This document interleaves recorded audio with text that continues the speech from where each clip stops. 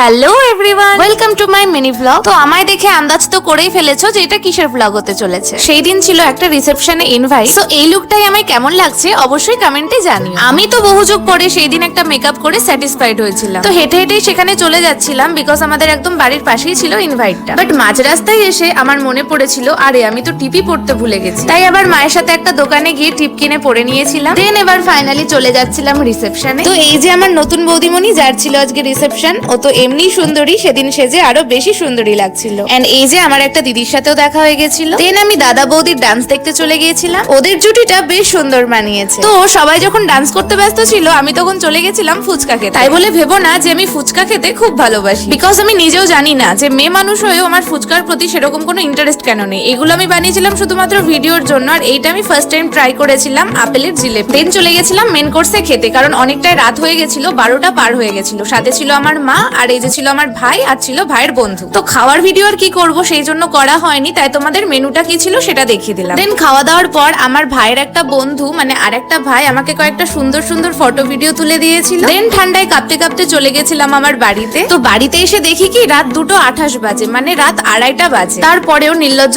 আমি কয়েকটা photo video তুলেছিলাম, তার জন্য মায়ের কাছে গালও খেয়েছিলাম। তো তারপর ফ্রেশ হতে চলে গেছিলাম। Bye bye.